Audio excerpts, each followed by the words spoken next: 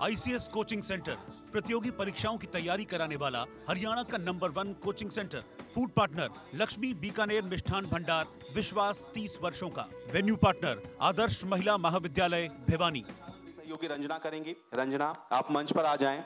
और इसके अलावा 3 बेहद खास मेहमान जिनको मैं बुलाना चाहूंगा। नीलम जी, जो कि शहीद की पत्नी हैं, आप मंच पर आएं और आपका स्वागत है। कमलेश जी हमारे साथ जुड़ेंगी, आप भी शहीद की पत्नी हैं। कमलेश जी, आप भी मंच पर आए। और अशोक जी हमारे साथ जुड़ेंगे, आप कारगिल योद्धा हैं, आप भी मंच पर आए और आपका भी बहुत बहुत स्वागत है। तालियों के साथ एक बार इनका सम्मान करें, क्योंकि ये सब निश्चित तौर पर बधाई के भी पात्र हैं और इनके लिए जितना भी कहा जाए उतना कम है, शब्दों की भी कमी है। तो आज इन्हीं की जुबानी हम लोग समझेंगे कि आखिर एक योद्धा के परिवार से जुड़ा होना और एक खुद योद्धा के तौर पर इतनी महत्वपूर्ण लड़ाई में अपने योगदान को देना कैसा होता है, और भिवानी में इन्होंने किस तरीके से इन सारी स्थितियों को देखा है और अभी इनके जीवन में किस तरह की समस्या, इस सत्र पर चर्चा। Ranjana, over to you.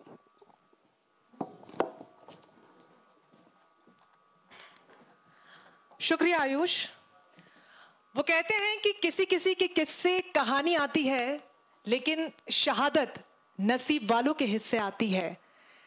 लेकिन उसके बाद उनके परिवारों के हिस्से क्या कुछ आता है, शायद वो हम सोच भी नहीं सकते, और सोचेंगे तो शायद समझ नहीं पाएंगे उस दर्द को, उस तकलीफ को। लेकिन एक कोशिश है कि आज इस सत्र के जरिए जो खास मेहमान हमारे बीच में हैं, उनसे इसी सिलसिले में बातचीत होगी और उनसे ये समझने की हम कोशिश करेंगे कि ये पूरा जो एक्सपीरियंस होता है या फिर ये जो दौर वो देखते हैं, कितनी मुश्किलें आती हैं, जिंदगी उसके बाद कैसी होती है, और जो बदलाव आता है उस बदलाव को हंसी खुशी वो कैसे एक्सेप्ट करते हैं। सबसे पहले तो आप तीनों का बहुत शुक्रिया इस सत्र का हिस्सा बनने के लिए। बहुत ताकत चाहिए, बहुत हिम्मत चाहिए मंच पर आकर अपनी बात सामने रखने के लिए, क्योंकि मैं महसूस कर सकती हूं कि जब भी उस दर्द के बारे में आप इस पूरे सत्र के दौरान बात करेंगे, शायद अंदर से रूह एक बार फिर से आपकी कांपेगी और वो जो दर्द है वो जरूर बयां होगा। मैं शुरुआत करना चाहूंगी नीलम जी, आप ही के साथ। मैं चाहूंगी कि आप माइक्स ले लें तीनों अपने अपने। शहादत के बाद की जो जिंदगी रही और अपना जब छोड़ के कोई चला जाता है और उसके बाद की जिंदगी कैसी होती है, थोड़ा सा मैम आपसे जानना चाहूंगी। नमस्कार जी। मैम थोड़ा सा माइक ऊपर कर लीजिए। नमस्कार जी। शहीद श्री राजकुमार जी 1999 में शहीद हुए थे, 13 जून। मैम थोड़ा सा माइक ऊपर कर लीजिए, आपकी आवाज आएगी। 13 जून को। उस टाइम मेरा लड़का 1 साल का था और मुझे ठीक से मतलब पहचान भी नहीं हुई थी कि कैसा स्वभाव है, मतलब कुछ भी नहीं पता चला था उनके बारे में, क्योंकि वो सिर्फ 2 बार छुट्टी आए थे। और मुश्किल तो बहुत हुई है कि इस दौर से गुजरने में, मतलब काफ़ी कष्ट भी हुआ है, लेकिन सहयोग भी बहुत दिया है। प्रशासन ने भी सहयोग दिया, आर्मी ने भी सहयोग दिया। लेकिन गर्व की बात ये है कि एक शहीद की फैमिली से जुड़ना भी बहुत बड़ी बात है। इसी मतलब हिम्मत के साथ हमने ये सफ़र तय किया और उनकी जिम्मेवारी को भी पूरा किया, बच्चों को भी बड़ा किया। समाज में उनकी मतलब समय समय पर जो सम्मानित करते हैं, तो कुछ हद तक मतलब महसूस करते हैं कि हाँ, वो आज भी हमारे साथ हैं। पूरी तरह से तो हम आज भी वो याद करते हैं उनको कि हाँ, साथ होते तो शायद जिंदगी कुछ और होती। बिल्कुल, आपका जो दर्द है उसे बखूबी हम समझ पा रहे हैं। कमलेश जी, मैं आपसे समझना चाहूंगी, जैसा कि नीलम जी ने कहा कि बाद की जो जिंदगी होती है वो पूरी तरीके से बदल जाती है, और एक बड़ी एक रिस्पॉन्सिबिलिटी, जो जिम्मेदारी है वो शायद दोगुनी तो होती ही है, लेकिन जिम्मेवारी उस दुख के साथ निभाना कितना मुश्किल हो जाता है।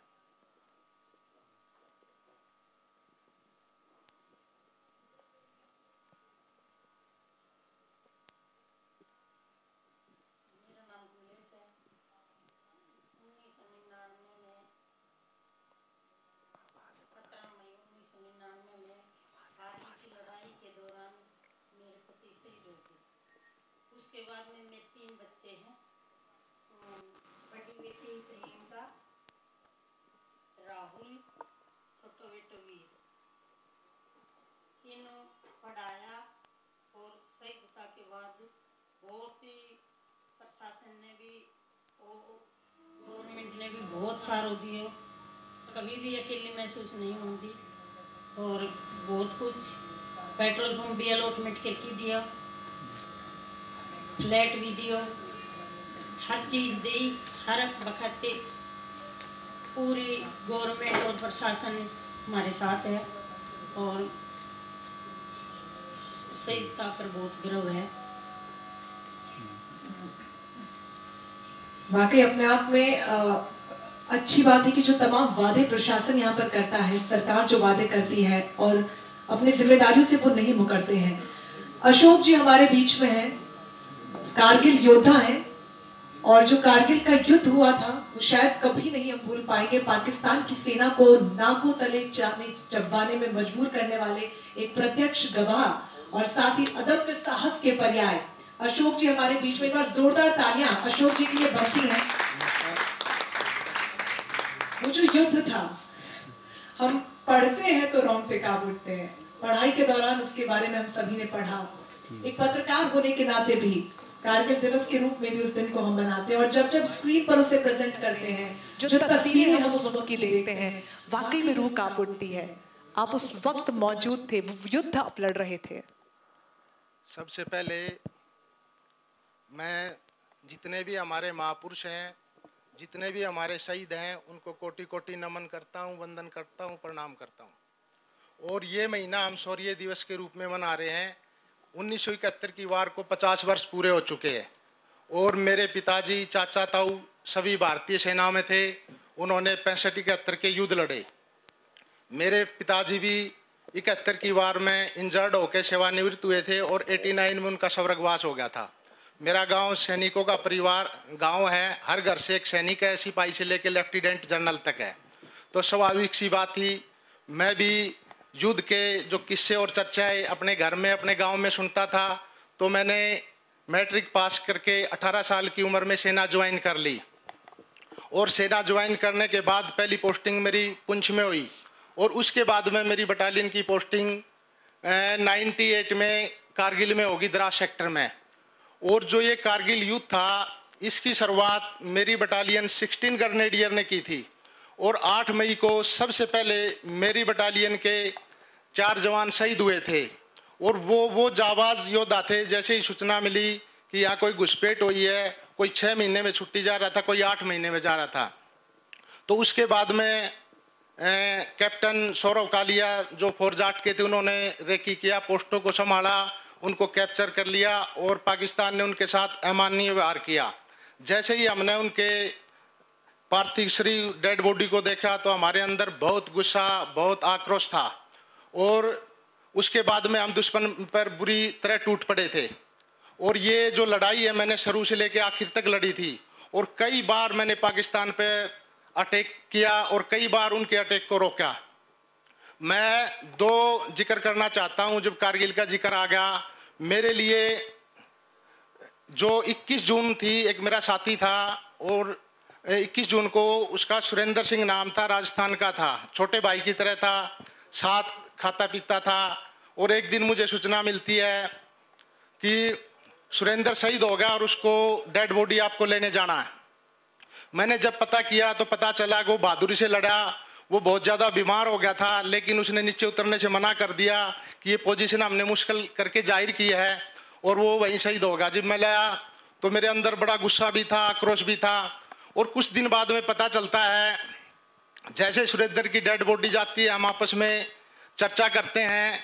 तो अपनी भाभी को लाने जाता था तो उसकी जो छोटी बहन थी उसको पसंद करने लगा। उनके घर वालों को नहीं पता होता है। तो बाद में पता चलता है कि जो लड़की थी ना, उसने भी अनजल छोड़ दिया और एक पत्र लिखा और बोला कि मैं इसको दिल से अपना पति मान चुकी थी और उसने भी प्राण त्याग दिए। ऐसे ही मेरा एक साथी था, मध्य माधवी गांव का संजय सिंह। मैं ठीक लड़ाई से पहले उसके घर गया और जैसे ही मैं घर गया तो माता जी से मिला, पैसे दिए, बोली मेरे संजय का ख्याल रखना। मैंने कहा अम्मा मैं हूँ।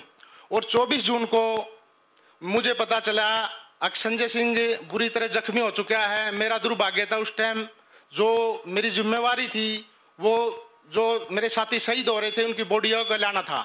तो जैसे ही मैं गया वो लहूलुहान था, मिला, मैंने बातें की, फुहारे उसके शरीर से चल रहे थे। मैंने कहा संजय कुछ नहीं होगा तेरे को। तो मिला, यार झूठी तसल्ली मत दो, ठीक है मैं बहादुर की मौत जा रहा हूँ और तुम ये लड़ाई जीतना। तो उसके बाद में ये लड़ाई मेरे लिए नई एक लड़ाई प्रतिशोध बन गया था। और जो मेरे जो कपड़े जो ब्लड के भरे थे मैंने उनको चेंज नहीं किया और मैं दुश्मन से टकराने के अवसर ढूंढने लगा। तो मेरे जो सीनियर थे मुझे लेफ्ट राइट करते रहे, उनको पता था कि इसके अंदर गुस्सा आक्रोश है।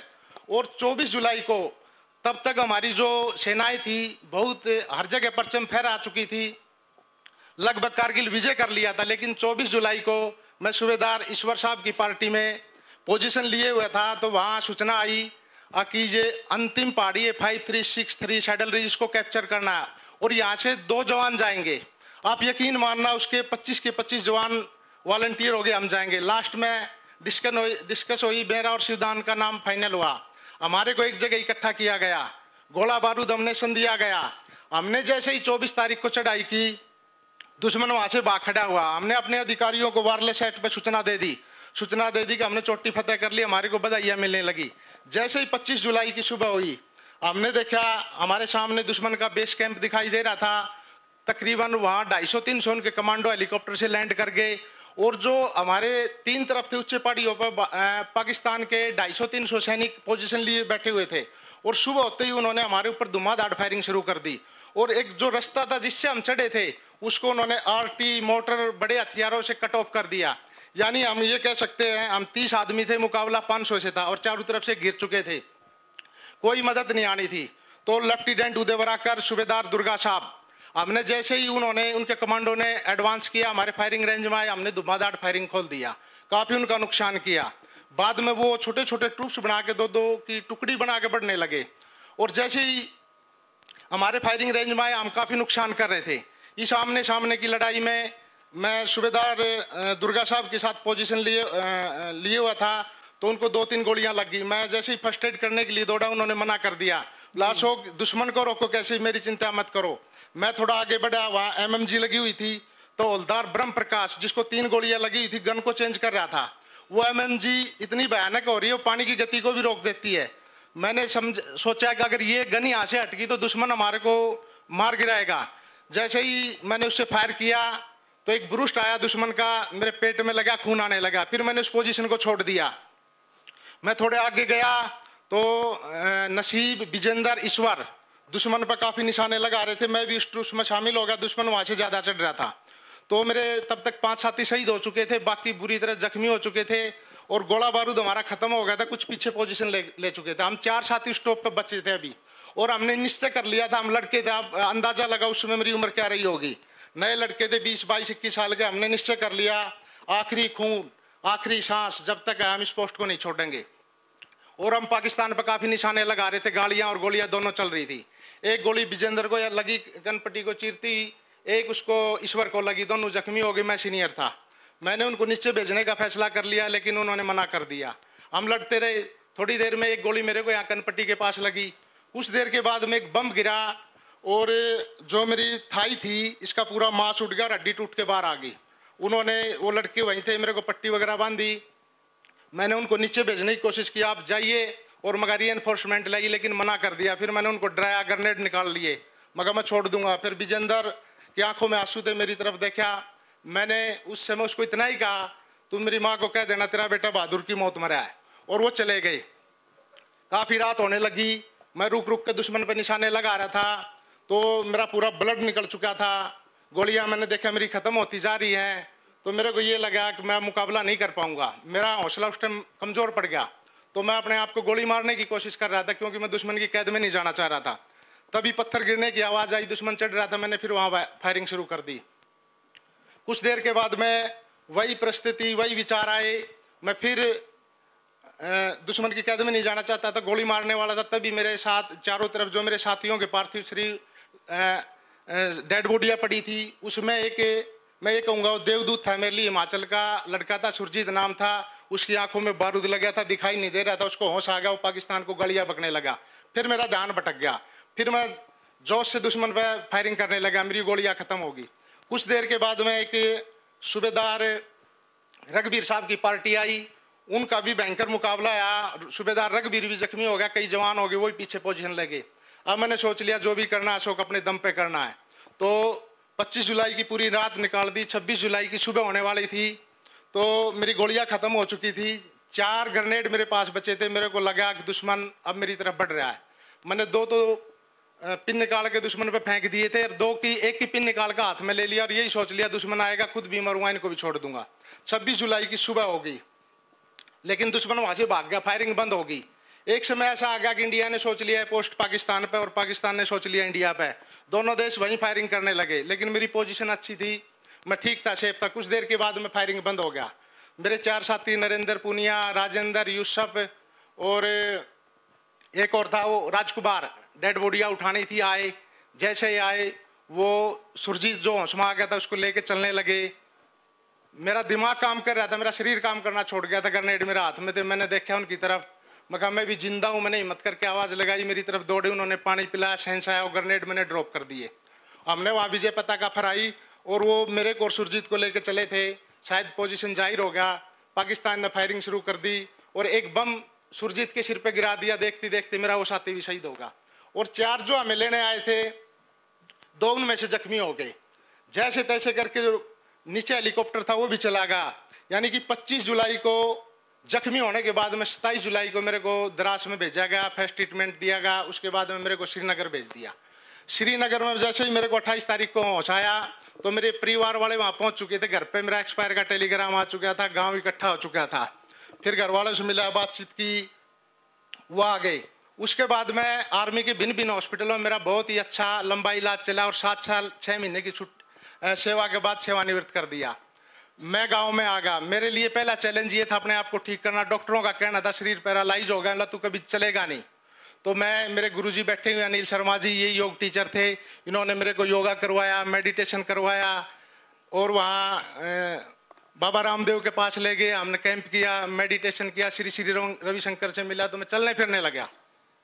फिर मैंने सोचा कि मैं चलने फिरने लगा हूँ तो मैं मेरी पेंशन थी वो उस टाइम पे 1600 कुछ रुपये होगी थी, आधी होगी थी। तो मैं सोचा कि मैं कोई छोटी मोटी जॉब कर लेता हूँ।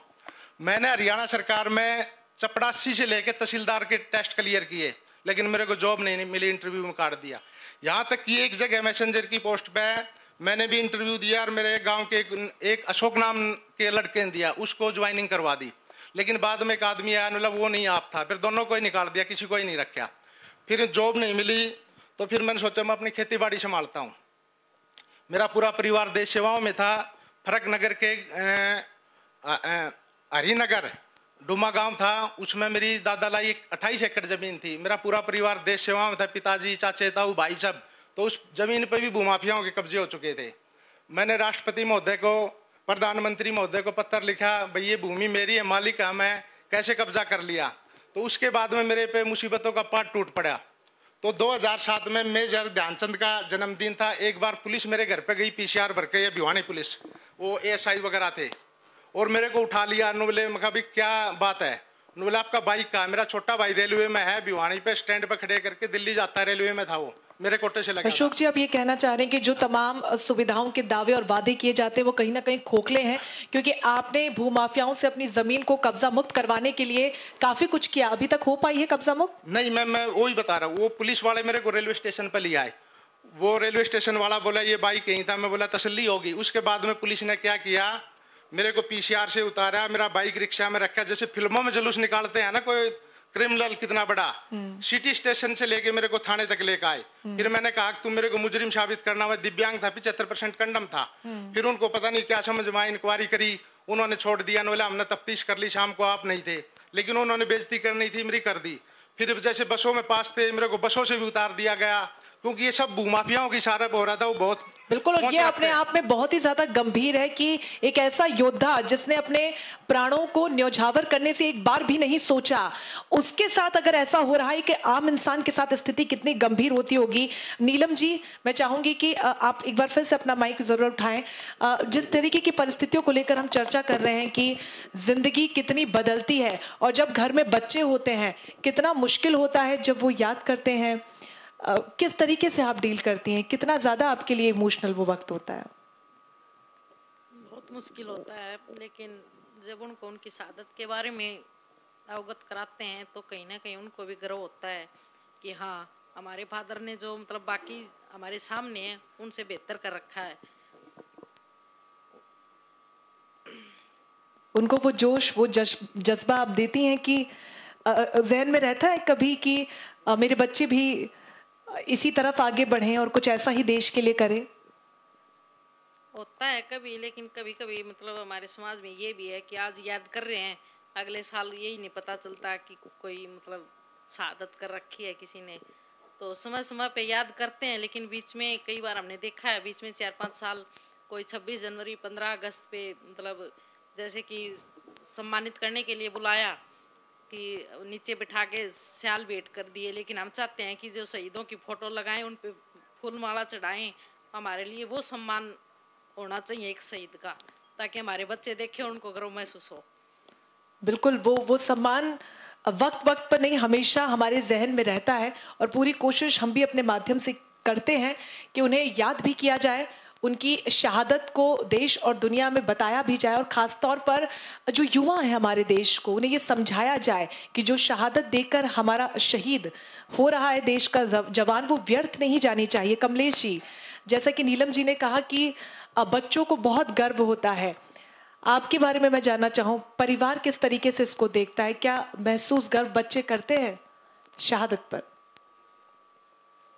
हाँ जी, करते हैं, लेकिन अभी वो बात नहीं रही है जो शायद कि जो भी हमने पहले पूछता था पेट्रोल पंप दे दियो, लेकिन पेट्रोल पंप पे इतनी ज़्यादा मुसीबत हैं अगर जो हम झेल नहीं सकते। कोई ये नहीं समझता कि ये शहीद का पेट्रोल पंप है। बच्चे कितने बड़े मैम? बच्चे बड़े हो रहे हैं। एक बेटा एग्रीकल्चर डिपार्टमेंट में है, उरा भिवानी। एक बेटा डॉक्टर हो गया, लेकिन वह पढ़ लिख के हुआ सी। बेटी है, ये शादी कर दी इसकी, वो कर्नल डॉक्टर है, जो दामाद है मेरा। मैं पेट्रोल पंप चलाती हूँ, लेकिन मुसीबत डालनियाँ बहुत ज़्यादा हैं जी। देखिए, मुसीबतों का जो आप जिक्र कर रही हैं, और उम्मीद हमारी यही है। नहीं सोचता ये शहीद की पत्नी है, ये इसको कैसे पेट्रोल पंप मिला, ये सोचते हैं ये पेट्रोल पंप हमारे कैसे था। वह बिल्कुल एक मिसाल है आप यहाँ पर तमाम क्षेत्रवासियों के लिए, प्रदेशवासियों के लिए, देशवासियों के लिए, कितनी मुसीबतों के बाद भी अपने परिवार को किस तरीके से आपने आगे बढ़ाया है, बच्चों को अच्छी शिक्षा आपने दी है, और आज बच्चे काबिल भी हो रहे हैं। लेकिन क्या कभी आपने सोचा है कि फौज में कभी आने वाले समय में परिवार के किसी सदस्य को भेजना होगा तो? हाँ जी, मैं भेजूंगी। छोटे बेटे का पेपर दिवाऊँ, आर्मी में डॉक्टर जागो। एक बार जोरदार तालियां हो जाए इस जज्बे के लिए कि जब वो बोल रही हैं तो वो कपकपाहट आप आवाज में जरूर महसूस कर पा रहे होंगे, लेकिन फिर भी पूरी हिम्मत के साथ वो कह रही हैं कि अपने छोटे बेटे को एग्जाम वो जरूर दिलाएंगी, और उनका सिलेक्शन हुआ तो आगे भी जरूर बैठेंगी। देखिए, यूं ही देश में माँ के दिल को इतना बड़ा नहीं कहा जाता है, क्योंकि सारी हिम्मत उस दिल में होती है। नीलम जी, यही सवाल मैं आपसे लेना चाहूंगी, अब यहाँ से कोई फौज में जाना चाहेगा? जी मैम, मेरा बेटा भी डॉक्टर है मैम, वो भी आर्मी में जाना पसंद करेगा। एक बार जोरदार तालियां नीलम जी के लिए भी हो जाएं। देखिए, मैं भी किसी की बेटी हूं, लेकिन जब कभी शायद इस तरीके की तस्वीरें हम देखते हैं, किसी के माता पिता के बारे में ऐसा सोचते हैं, या फिर खुद हमारे साथ अगर ऐसा गुजरता है, तो रूह कांप उठती है, और दोबारा से वो मंजर दोहराया भी ना जाए, उसकी परिकल्पना भी हम ना करें, इसलिए दूर दूर तक हम उस चीज से दूर हो जाते हैं जो हमें तकलीफ देती है।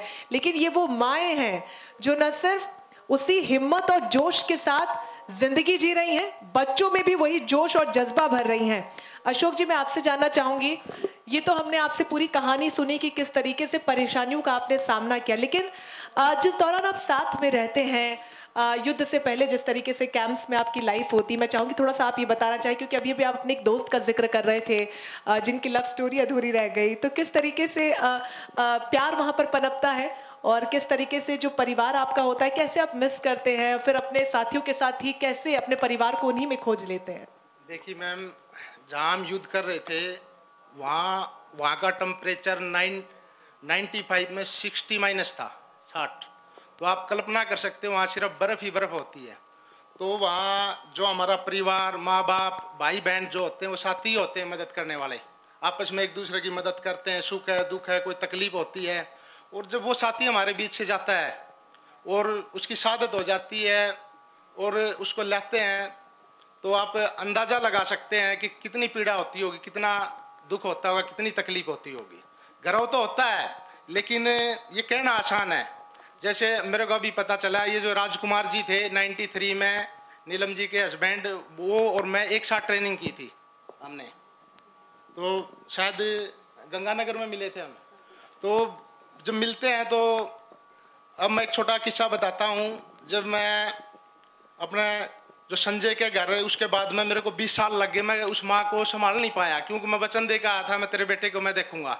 और 20 साल बाद मैं ये मद माधवी गाँव में मैं गया, एक सिक्योरिटी गार्ड जितेंद्र गुज्जर है वो आया, शहीदों को पत्र लिखता है, मैं गया, मैंने जाकर उस माँ को इतना ही बोला था, बोला कौन, तो दिखना कम बंद हो गया था। मैंने कहा माता जी मैं तिगड़ाना गाँव से हूँ, मैंने नाम नहीं बता, नूली अशोक, नूली मेरा बेटा संजय गया था, बोला तू भी मेरा बेटा था, 20 साल बाद तेरे को इस माँ की याद आई है, और ऐसी चिपट के वो रोने लगी। बिल्कुल, और उसी दर्द को हम समझते हैं, और जिस तरीके से नीलम जी और कमलेश जी ने भी एक माँ का दर्द बखूबी यहाँ पर बयां किया, लेकिन उस दर्द से बहुत बड़ी है वो हिम्मत जिसको लेकर आज वो मंच पर भी आई हैं। उन्होंने स्वीकार भी किया है आप सभी के सामने अपनी कहानी को साझा करने के लिए। और अशोक जी, जिस तरीके से आपने भी अपनी कहानी को बताया है, उसको जीना और एक बार फिर से उसको अपने शब्दों के जरिए जीवंत करना कितना मुश्किल होता है, शायद ये हम कभी समझ नहीं पाएंगे। एक बार जोरदार तालियां हो जाए सत्र के खास मेहमानों के लिए, क्योंकि वो कहते हैं कि शहीदों की चिताओं पर लगेंगे हर बरस मेले, वतन पे मरने वालों का बाकी यही निशा होगा। ये पंक्तियां जो है वो सार्थक उठती हैं जब हम किसी भी शहीद के स्मारक को देखते हैं, क्योंकि उन्होंने अपने जान को न्यौछावर कर दिया हम सभी की सुरक्षा और रक्षा के लिए। एक बार जोरदार तालियां हमारे तमाम शहीदों के लिए, उस जज्बे के लिए, उस हिम्मत के लिए जो सरहद पर खड़े होकर दिन रात युद्ध लड़ते हैं उन लोगों के लिए, क्योंकि वाकई में बहुत जोश और हिम्मत की आवश्यकता होती है जब अपने परिवारों को पीछे छोड़कर हम अपनी जिंदगी का आखिरी दिन के भी बेहद करीब होते हैं, लेकिन वहां से भी हम पीछे नहीं हटते। बहुत शुक्रिया आप तीनों का।